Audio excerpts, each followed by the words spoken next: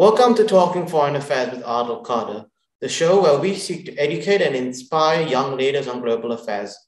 We've had some special guests in the past. However, getting the chance to hear from our guest speaker today is a true privilege. Whilst our show has had mostly heads of state, our guest today is a global leader in her own right, bringing about great change through her role as a noted anthropologist who has seen the world's foremost expert on chimpanzees. I'm referring to none other than Dr. Jane Goodall. We all know Dr. Goodall from her groundbreaking discoveries that have helped shape our understanding of what it is to be human. In today's discussion, we'll be talking about her various leadership roles, specifically on the environment, conservation, animal welfare, and peace. In 1960, Dr. Goodall ventured into the forest of what is now the Gombe Stream National Park in Tanzania. Over the years, her groundbreaking work there has not only challenged conventional scientific theories, but also attracted many women who were nearly absent from the field of primatology when she began. Today, she inspires hundreds of thousands of young people to take action in their own lives and communities through her Roots and Shoots youth program. She has received numerous honors and awards for her work. In 2002, Dr. Goodall was appointed as the UN Messenger of Peace, in recognition of her dedication to what is best in mankind. Till today, she continues to inspire youth to make positive global change, traveling around the world, writing, speaking, and spreading hope through action, encouraging each of us to, quote, use the gift of our life to make the world a better place. As a conservationist, humanitarian, and crusader for the ethical treatment of animals, she has inspired many through her work, empathy, and passion towards the environment and its beings. Dr. Goodall, thank you so much for being with us. Well, thank you for inviting me. So, Dr. Goodall, you started off your career many decades ago in the forest of Gombe, and yet today you still continue to persevere in many roles as a mentor, peacemaker, and environmentalist. What is it that inspires you to keep going on and giving back? Well, I happen to care very deeply about the natural world, which we are destroying. And one thing I learned from the chimpanzees is that, yes, they're our closest living relative. Yes, their behavior is like us in so many ways: postures, gestures, kissing, embracing, holding hands, long-term family bonds, males competing for dominance with swaggering, looking like male politicians very often. And yet, you know, although chimps and other animals are way more intelligent than people used to think, nevertheless, they can't compete with, I mean, you're in Australia, I think, and I'm in the UK, and we're not only talking to each other, but we can see each other. And, you know, if we wanted, there could be 5,000 people tuned in right now. So it's pretty amazing what our brains manage to do. So it's bizarre that we're destroying our only home. And, you know, I'm so passionate about protecting wildlife, protecting forests, and helping young people, because we're destroying their future. And so that's what keeps me going. And I quite like what you just said. And I watched actually a very interesting video where you said your lessons you learned from observing the chimpanzees, you actually use some of those lessons for when you were raising your children.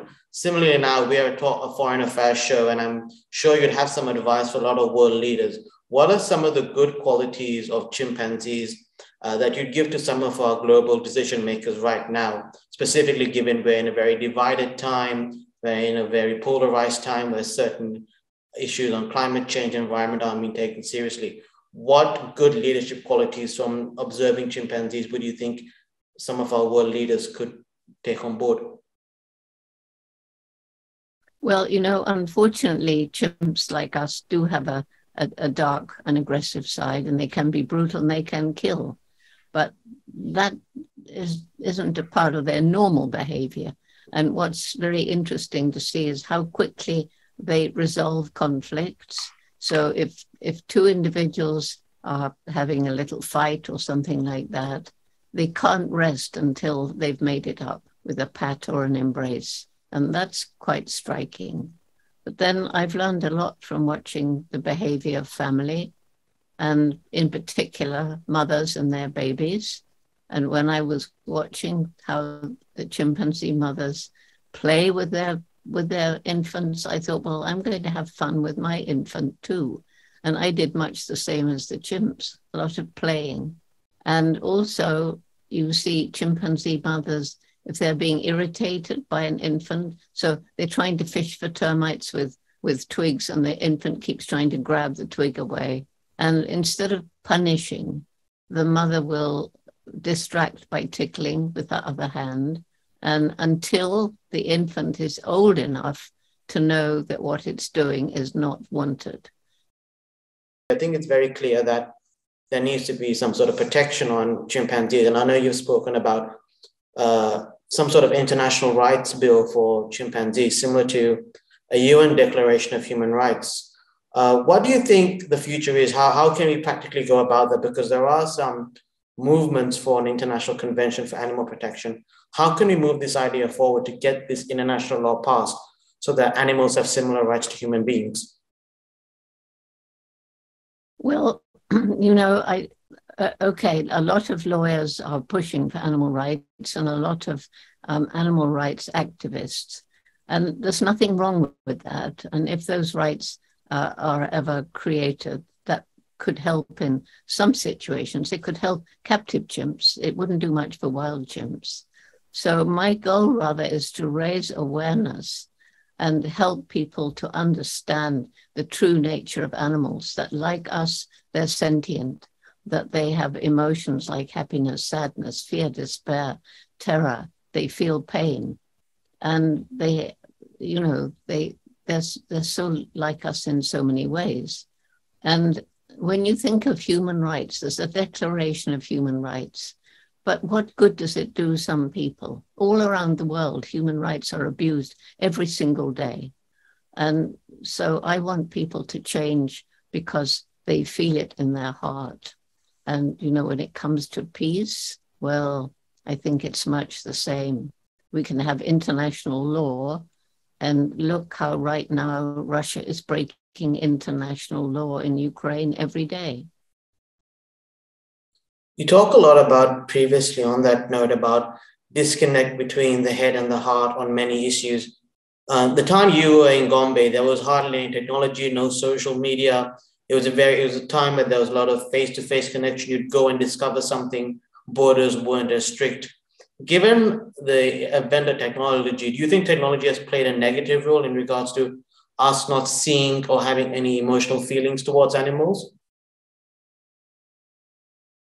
I think actually social media has helped because if you look at YouTube, there are so many amazing stories of animal relations, animals helping people. And some of them are really very, very moving. And the documentaries, with this more sophisticated camera equipment and camera traps and so on, people are learning a great deal more about animals. And social media in and of itself isn't good or bad. It's how we use it that's good or bad. And unfortunately, social media is sometimes used for bad purposes. And we get a lot of fake news out there, and a lot of hate is put out there.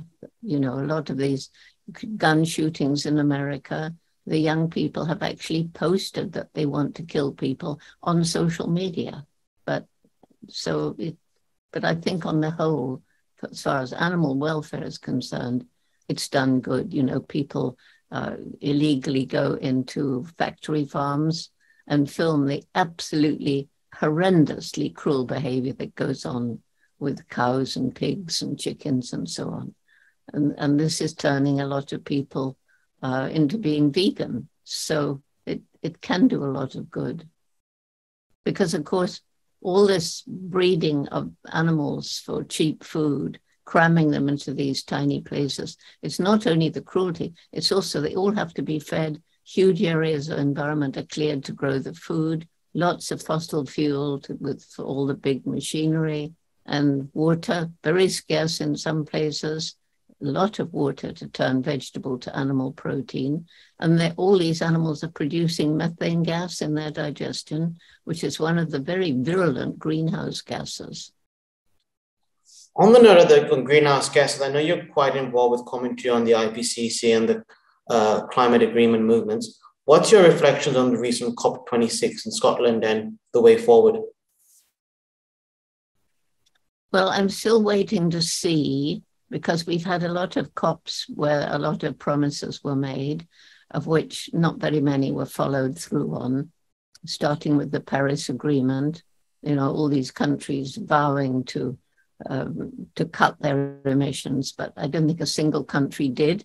The only ones that appeared to have cut their emissions were ones that sent their filthy operations out at that time to India or China. But India and China won't take them now. So, but COP26, more went on out on the streets, I think. I only participated virtually, but I'm on the wall. I'm waiting to see. But definitely awareness about climate change is much, much higher.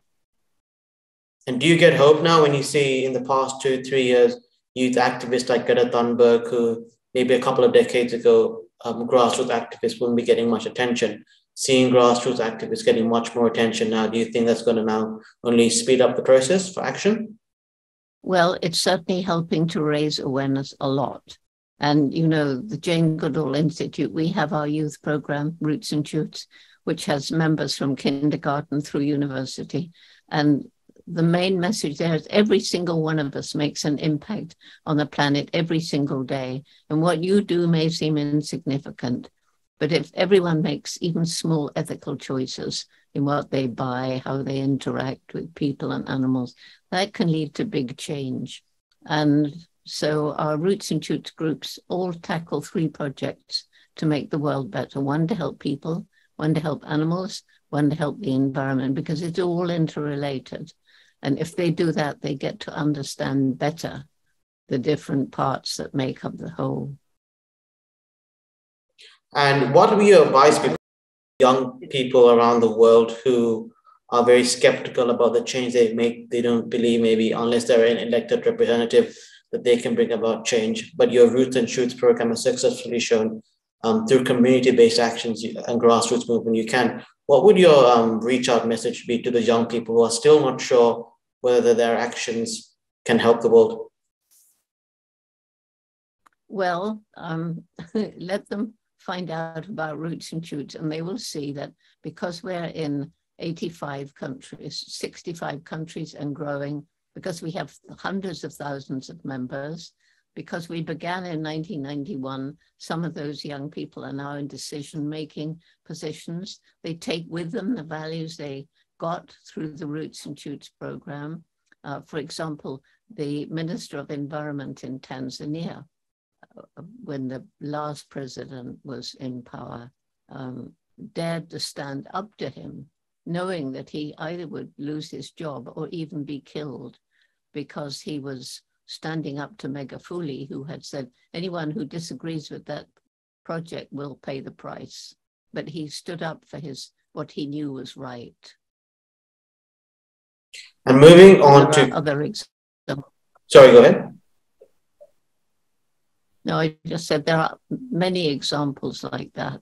And many people have written and said, Roots and Shoots totally changed my life. I now care. I think it's even more important now, given the impact of COVID has on restricting us within our boundaries. And on that note, what impact do you think COVID had on animals in particular? Well, in some places, animals got to be less persecuted. People began to understand the value of having a dog, which gave them companionship and got them through bad times of isolation. On the other hand, when the COVID restrictions were lifted, many people just dumped their dogs back into shelters, which is not very fair on the dog. Also, dogs are now suffering separation anxiety because they were used to having their person there all day, and now the person is sometimes going off to work. So COVID, I think what COVID has done is help people understand that it's our fault. It was our disrespect of animals that led to COVID, because we pushed deeper into their environment. we cause them to get closer to people. That can cause a situation where something like a virus can jump from an animal to a person, where it may form a bond with a cell and make a new disease, e.g. COVID-19. But also there's hunting and trafficking animals and their body parts around the world and selling them in these horribly cruel wildlife markets. That's a perfect opportunity for something like COVID-19. And many so-called zoonotic diseases have started in these wildlife markets, but also in our factory farms. And you did mention a lot about how we've been restricted with our own homes. I know something you personally like to do is traveling a lot, interconnectivity with people. How have you personally found the initial period of COVID, just being stuck at home? Because I know you've had projects like Hopecast, etc. How has that impacted the work you've done? Well, at first I was frustrated and angry. And then I thought, well, that's no good. So with my JGI team, we created Virtual Jane. Virtual Jane has been way, way, way more busy than ever in my life before. I mean, things like this, Zooms and podcasts and Hopecasts and virtual lectures and virtually attending conferences and so on, as well as all the emails. But on the other hand, I've reached literally millions more people in many more countries during this time. So we've decided to try and travel a bit less, which is good for the environment, and continue doing these Zoom conferences and so on. In regards to how COVID impacted the way we travel, in regards to going about you're trying to your activism, did you find that with the Jane Goodall Institute being limited, not being able to travel, that negatively impacted your ability to bring change on a global and local level? No, I honestly think we made more impact. And, a lot of our programs are in Africa where there weren't many restrictions. And luckily, the chimpanzees, which could catch it, didn't, which is really lucky because it could have just decimated whole communities. But in fact, we grew during the pandemic. We didn't lose any funding, which many NGOs did. And I think it's because we care for children and young people. We care for animals in the wild and in captivity. We care for the environment. We have a program because I realized that unless we alleviate poverty, then we can't save chimpanzees, forests, or anything else, because people living in poverty will cut down the trees in their desperation to get more land to grow food or to make money from charcoal or timber. And in urban areas, the very poor will buy the cheapest junk food. They can't afford, as we can, to say, well, did it harm the environment when it was made? Was it cruel to animals? Is it cheap because of unfair wages in other parts of the world? And so alleviating poverty, we have a program which is now in 6 different African countries. It's our method of community-led conservation, working hand in hand with the community, giving them the tools to care for their environment, providing microfinance opportunities, scholarships to keep girls in school, or to give them the opportunity of staying for secondary education. Because it's been shown all around the world that as women's education improves, family size tends to drop. And there's nearly 8 billion of us on the planet now, and we're already running out of finite natural resources, in some places faster than nature can replenish them.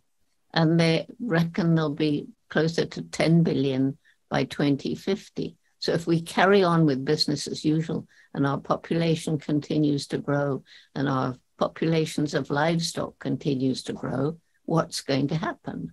And, population growth is a subject that most people won't talk about. But I began talking about it in the late 1970s.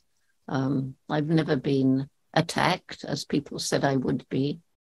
And it's just a very important thing. But anyway, in our program, which is called Takari, we have helped to alleviate poverty.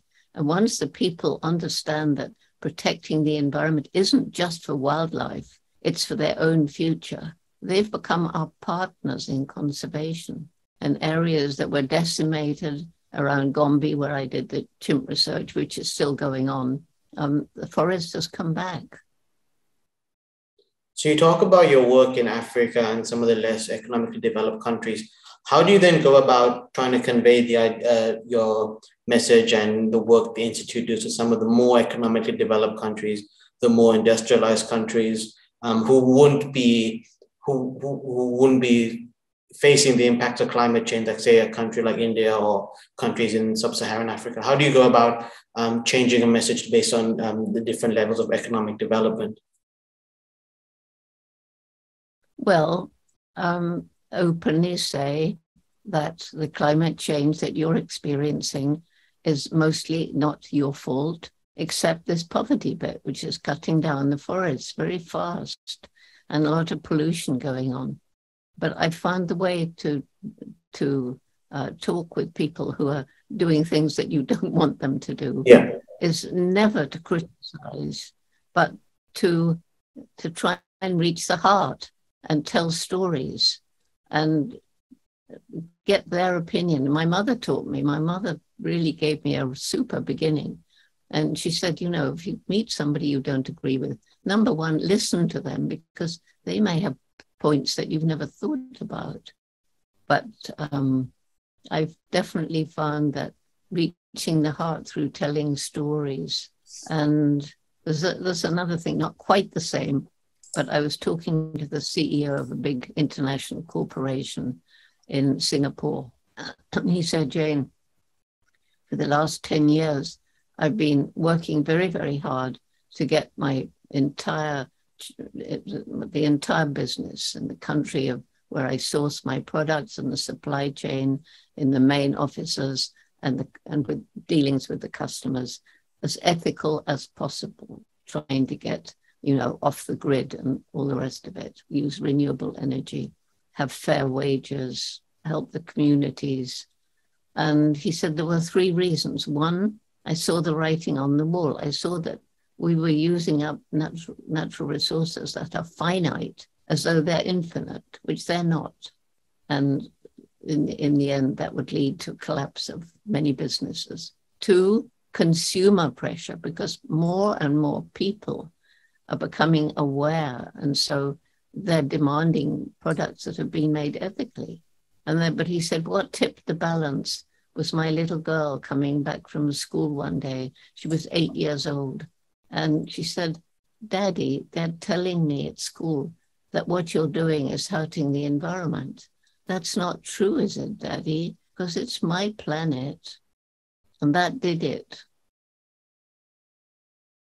Thank you so much for that really inspiring advice. I'm sure a lot of our young listeners would really appreciate that and take it on when they're trying to bring about change in their communities.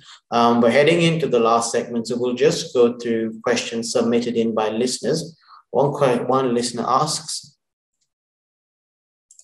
Dr. Goodall, your childhood has been an inspiring and, must I add, an interesting story. It's been written about and made into films. One very interesting episode revolves around a gift from your father.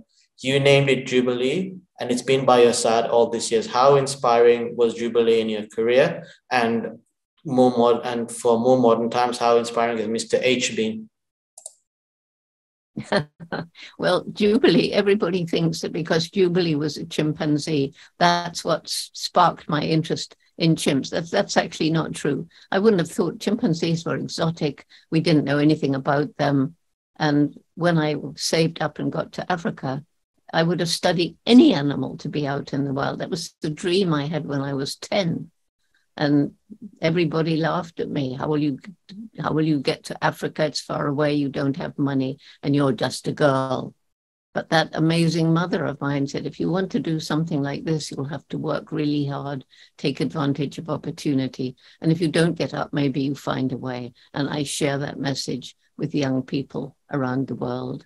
And anyway, So it was Dr. Louis Leakey who took me on as his secretary and realized I did know a lot about animals, realized I was passionate about them, took me on a little one of their digs, like the way I reacted when I met a rhino and the way I reacted when I met a lion. And he's the one who said, would I be prepared to go and study chimpanzees? Nobody had done it. As for Mr. H, he's much more inspirational because he was given to me by a man who lost his eyesight at 21, decided for some bizarre reason to become a magician.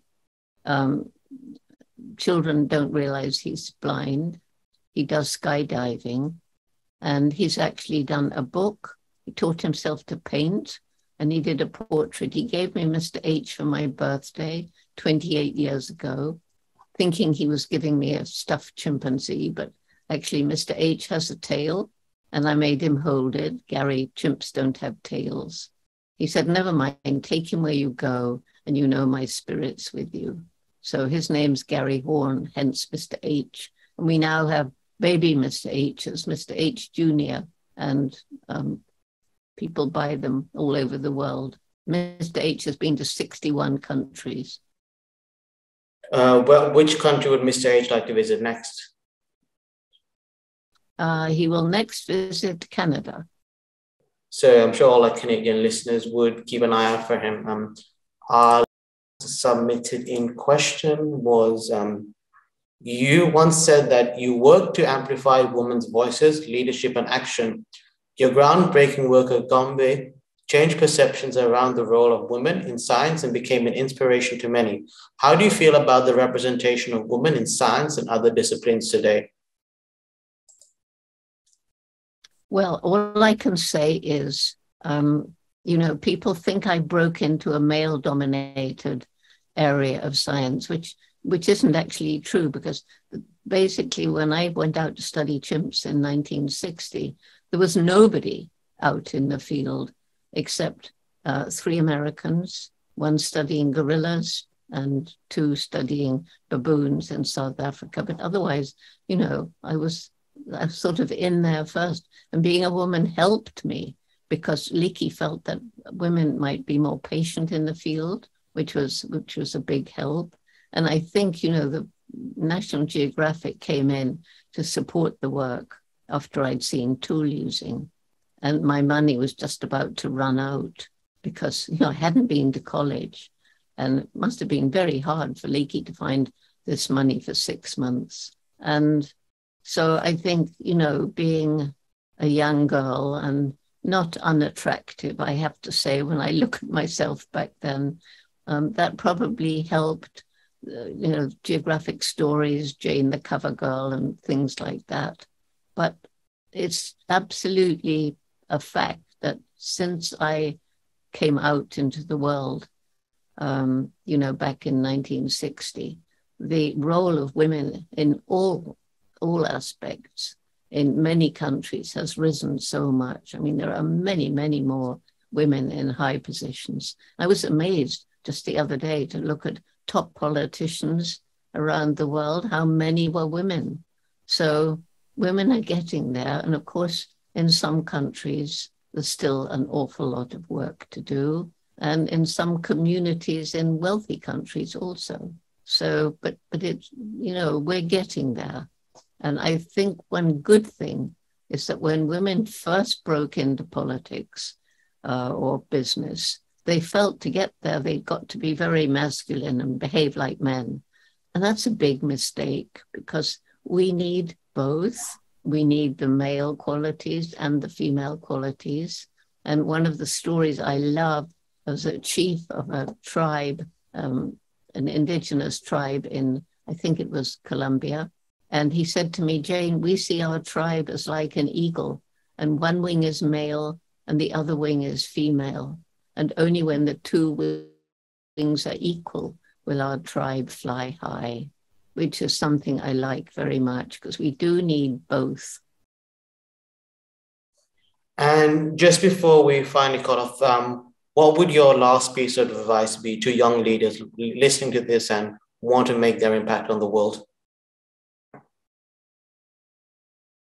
I would advise young leaders not to take an aggressive stance, but to try and lead by example, try and get their head of their heart working together, think about how they're going to make decisions. And above all, young people sometimes think they want to do something, but then they change their minds and they feel that changing their minds is not good. It's perfectly okay.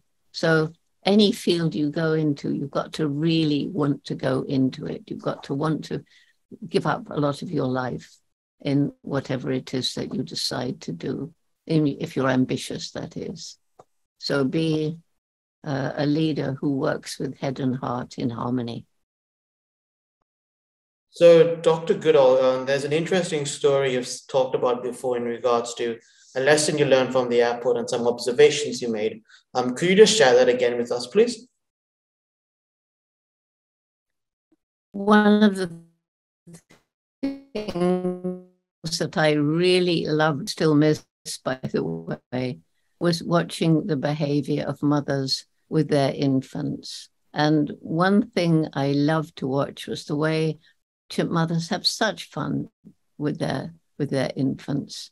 And I found that one thing that's really important for an infant chimp is to be surrounded by usually family members who are there to support.